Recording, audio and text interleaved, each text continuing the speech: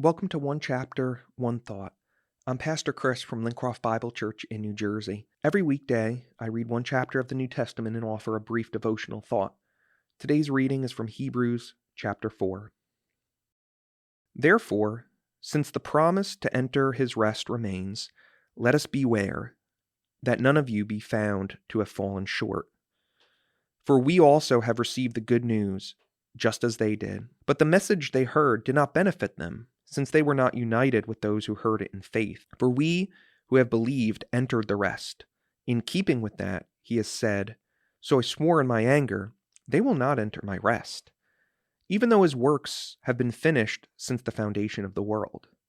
For somewhere he has spoken about the seventh day in this way, and on the seventh day God rested from all his works. Again, in that passage he says, They will never enter my rest. Therefore, since it remains for some to enter it, and those who formerly received the good news did not enter it because of disobedience, he again specifies a certain day, today. He specified this speaking through David after such a long time. Today, if you hear his voice, do not harden your hearts. For if Joshua had given them rest, God would not have spoken later about another day.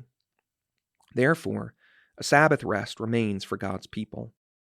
For the person who has entered his rest has rested from his own works, just as God did from his. Let us then make every effort to enter that rest, so that no one will fall into the same pattern of disobedience. For the word of God is living and effective and sharper than any double-edged sword, penetrating as far as the separation of soul and spirit, joints and marrow. It is able to judge the thoughts and intentions of the heart. No creature is hidden from him, but all things are naked and exposed to the eyes of him to whom we must give an account. Therefore, since we have a great high priest who has passed through the heavens, Jesus, the Son of God, let us hold fast to the confession. For we do not have a high priest who is unable to sympathize with our weaknesses, but one who has been tempted in every way as we are, yet without sin. Therefore, let us approach the throne of grace with boldness, so that we may receive mercy and find grace to help in time of need. One thought. The book of Hebrews tells us that Jesus is better. The author shows that Jesus is first better than the angels in chapters 1 and 2, and then he goes on to say that he's better than Moses in chapter 3.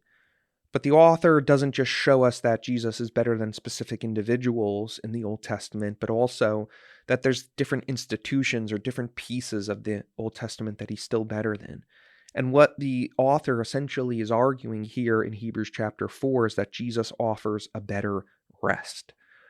Rest is an important theme in the Bible, actually. In Genesis 1 and 2, we see that God rested after all of his works on the seventh day.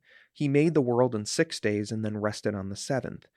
Obviously, because God is God, he rested, but it wasn't because he was tired, or it wasn't because he was worn out. God does not grow tired. God does not grow weary. It was because of none of that. It means that he had finished his work and he was now enjoying what he had made. And God establishes this pattern for his people where they are to work 6 days and then rest the seventh and enjoy time with him, enjoy his presence in worship, as well as enjoy the fruit of their labors, which are finished after 6 days.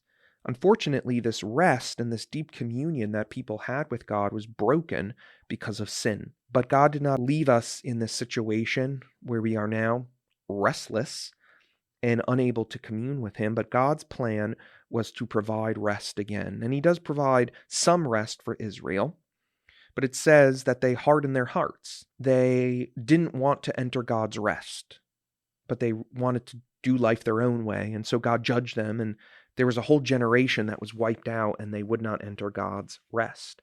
But God offered them rest again, which is quoted here from Psalm 95. David, hundreds of years later, writes that today rest is available. And the author of Hebrews makes a huge point of the today from Psalm 95:7. Today, if you hear his voice, don't harden your heart. What the author of Hebrews is saying is this: if God offered new rest to the people then, the rest promised in the Old Testament wasn't fulfilled completely when Israel entered the promised land. There was still more rest to come.